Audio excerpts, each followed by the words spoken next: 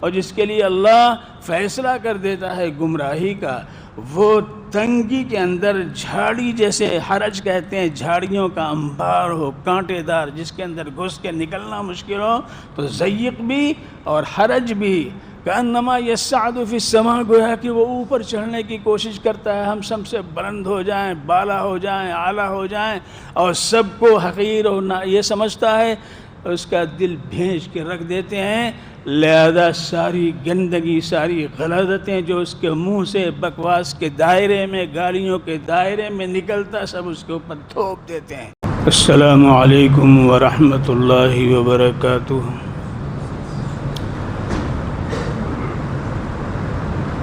بہت دنوں کے بعد سلام کیا لیکن جواب مجھے نہیں ملا۔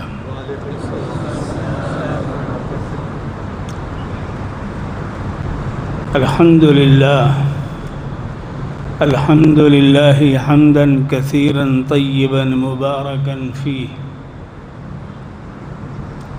قال اللہ عز وجل فی القرآن المجید والفرقان الحمید، اعوذ باللہ من الشیطان الرجیم، بسم اللہ الرحمن الرحیم۔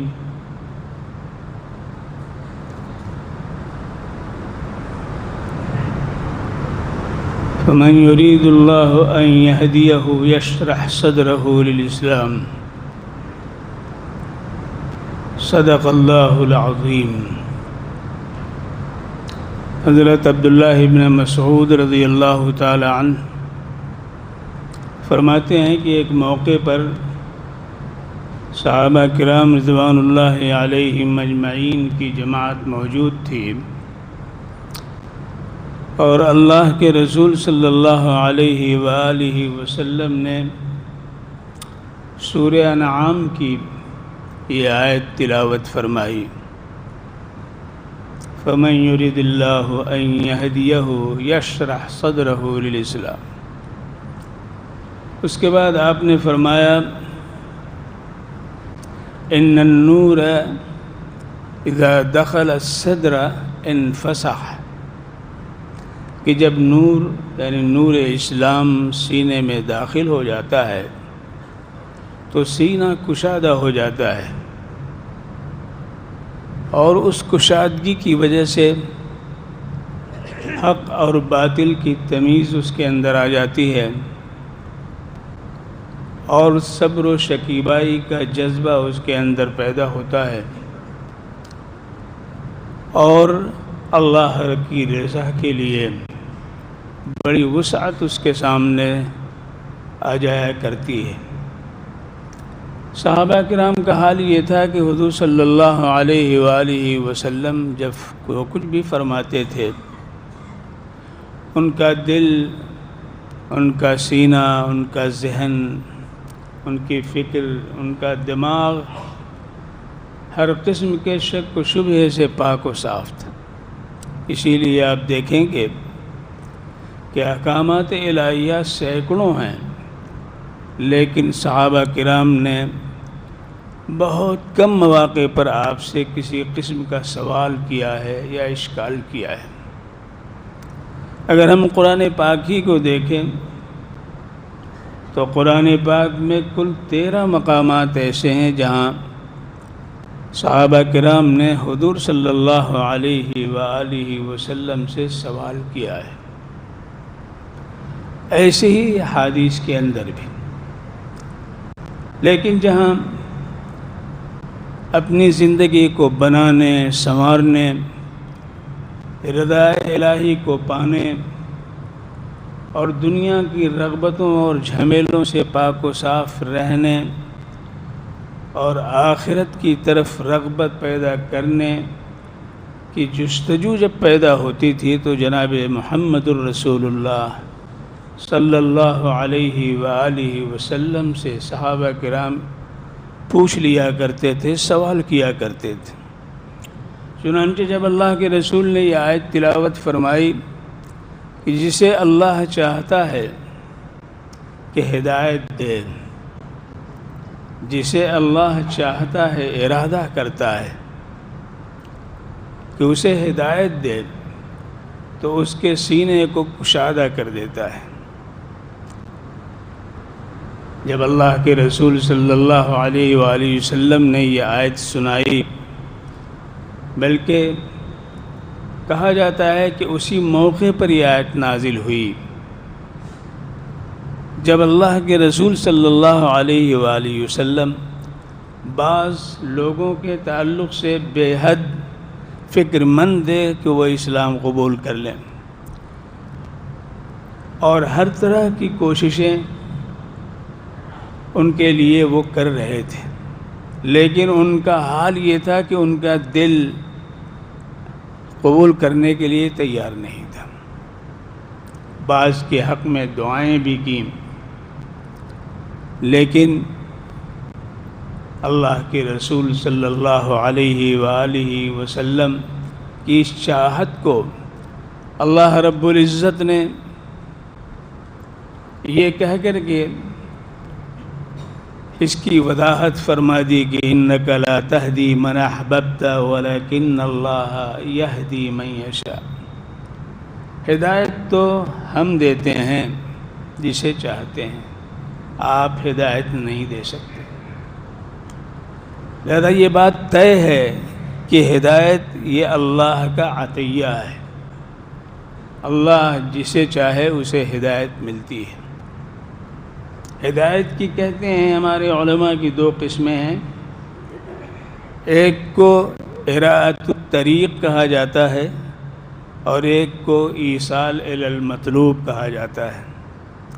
اراءۃ الطریق تو یہ ہے کہ کوئی بتا دے، سمجھا دے اسلام کیا ہے، اسلام کے ارکان کیا ہیں، آخرت کیا ہے، لیکن ضروری نہیں کہ وہ مطلوب کو پالے۔ ایصال الی المطلوب یہ اللہ کے اختیار میں ہے۔ اراءۃ الطریق تو ہو سکتی ہے، لیکن ایصال الی المطلوب، مطلوب تک پہنچانا، یہ اللہ کے رسول صلی اللہ علیہ وآلہ وسلم کے بھی اختیار میں نہیں تھا، ورنہ آپ کے چچا ابو طالب اراءۃ الطریق کے سارے جتنے مرحلے تھے سب سے گزر چکے تھے، سب بتا چکے تھے، لیکن آخر میں ایصال الی المطلوب سے وہ محروم رہے۔ تو اللہ رب العزت نے فرمایا فمن یرید اللہ ان یہدیہ، اللہ جسے چاہتا ہے۔ ارادے کی بھی کئی قسمیں ہیں، ایک کو ہم کہتے ہیں، ایک کو ارادہ کہتے ہیں، ایک کو مشیت کہتے ہیں، ایک کو عزم کہتے ہیں۔ ہم کہتے ہیں ہمت بھی وہم بہا لولا ان رأى برہان ربی، ہم کے معنی ایک نفسیاتی خیال آ جائے، ذہن میں آ جائے اور گزر جائے، جس طرح پیاسے کے سامنے پانی موجود ہو تو پیاس کا احساس تو آ جاتا ہے، اس کو ہم کہا جاتا ہے۔ اور ارادہ جس میں نفی اور مثبت دونوں پہلو ہوا کرتے ہیں، اور مشیت کے اندر چاہت کا پہلو غالب ہوتا ہے، اور عزم، عقید اور ارادہ جس کے تعلق سے گویا طے شدہ بات ہوتی ہے، اس کو عزم کہا جاتا ہے۔ تو اللہ تبارک و تعالیٰ نے یہاں فرمایا فمن یرید اللہ ان یہدیہ یشرح صدرہ للاسلام، اس کے دل کو، اس کے سینے کو اللہ کھول دیتا ہے، کشادہ کر دیتا ہے، اسے نہ کوئی شک ہوتا ہے نہ شبہ۔ شکوک و شبہات کی بنیاد پر انسان پریشان ہوتا ہے، اس کا دل تنگ ہوتا ہے، اس کی نگاہ تنگ ہوتی ہے، اس کا ذہن تنگ ہوتا ہے، اس کی زبان دراز ہو جاتی ہے۔ تو اللہ تبارک و تعالیٰ نے فرمایا یشرح صدرہ للاسلام، اور آپ نے یہ بھی فرمایا کہ ان النور اذا دخل فی الصدر انفسح، جب نور داخل ہوتا ہے سینے کے اندر، انسان کے دل و دماغ و سینے کے اندر، تو کشادہ ہو جاتا ہے۔ صحابہ نے تب پوچھا حضور فقیل یا رسول اللہ، فقیل یا رسول اللہ هل لتلك من علم يعرف به، هل لتلك من علم يعرف به، اے اللہ کے رسول، اس نور کی پہچان بھی کوئی ہے، جس کے ذریعے ہم سمجھ سکیں کہ ہمارا دل کشادہ ہو گیا. ایمان تو لے آئے ہیں ہم، لیکن آپ نے یہ فرمایا کہ اللہ رب العزت یہ فرماتا ہے فَمَن يُرِدِ اللَّهَ أَن يَهْدِيَهُ يَشْرَحْ صَدْرَهُ لِلْإِسْلَامِ. تو شرح صدر کی علامت کیا ہے؟ اللہ کے رسول صلی اللہ علیہ وسلم نے فرمایا کہ ہاں اس کی علامت 3 علامتیں ہیں جس کے اندر پائی جائیں گی اس کا دل کشادہ ہے، وہ شرح صدر کا حامل ہے. اور اس کا حکم بھی دیا گیا کہ ہم دعا کرتے رہیں رب اشرح لی صدری ویسر لی امری. اے اللہ، اے رب کریم میرے سینے کو کشادہ کر دے، جو کچھ آئے واضح طور پہ آئے، گنجلک نہ آئے، وہم اور گمان کے دائرے میں نہ آئے، شک و شبہات کو لے کر کے نہ آئے، ہمارے سینے کو کشادہ کر دے. تو اللہ کے رسول صلی اللہ علیہ وسلم نے فرمایا 3 علامتیں ہیں. لہذا ہم سب کو اپنے گریبان میں جھانک کر دیکھنا چاہیے کہ وہ 3 علامتیں ہمارے اندر پائی جا رہی ہیں کہ نہیں پائی جا رہی. وہ 3 علامتیں کیا ہیں؟ نمبر 1 التجافی من دار الغرور. نمبر 2 الانابۃ الی دار الخلود. اور نمبر 3 الاستعداد للموت فی نزولہ قبل نزولہ. نمبر 1 یہ کہ دنیا سے بے رغبت ہو، اس کی خواہشات، دنیاوی خواہشات سے اسے گھبراہٹ ہو، 1 چیز 2 چیز 3 چیز بنانے کی فکر میں نہ پڑا رہے. یہ دھوکہ ہے. دنیا میں جو کچھ ہے یہ ایک دھوکہ ہے. آنکھ بند کرتے ہی یہ ساری چیزیں کافور ہو جائیں گی. کوئی چیز ملنے والی نہیں ہے، یہ دھوکے کی ٹٹی ہے. لہذا اس دھوکے میں نہ پڑے کہ یہ بھی بنا لیں یہ بھی بنا لیں، رشوت لے کر کے، سود لے کر کے، غصب کر کر کے، غبن کر کر کے. آج دیکھ رہے ہیں آپ غبن کا معاملہ کتنا چل رہا ہے. کیا ملے گا؟ ایک شخص اگر وہ 13 کلو سونا اس کے پاس ہے اور 7 کلو چاندی اس کے پاس ہے اور کروڑ روپے اس کے پاس ہیں، دیواروں میں چھپا رکھا ہے، زمین میں گاڑ رکھا ہے، لیکن اگر آج اس کی آنکھ بند ہو جائے تو اسے کیا ملے گا؟ لہذا اپنے آپ کو رغبت کے ساتھ آخرت کی طرف توجہ کرنا چاہیے کہ اللہ تبارک و تعالیٰ نے ہمارے لیے دائمی زندگی اور دائمی نعمتوں کا سرمایہ آخرت کو بنایا ہے. لہذا اس کو بنانے کی فکر کرنی چاہیے. دوسری بات الانابۃ الی دار الخلود، توجہ اس کی پوری کی پوری کدھر ہو؟ آخرت کی طرف. وہ باقی رہنے والی چیز ہے. کل من علیہا فان ویبقى وجہ ربک ذو الجلال والاکرام والباقیات الصالحات خیر عند ربک ثوابا وخیر املا. جس کی امید کی جا سکتی ہے، تمنا کی جا سکتی ہے، وہ آخرت. تو نمبر 1 التجافی من دار الغرور، نمبر 2 الانابہ الی دار الخلود، اور نمبر 3 یہ کہ موت تو حق ہے. موت ایک سچائی ہے جس کا گویا کہ انکار کوئی نہیں کر سکتا ہے.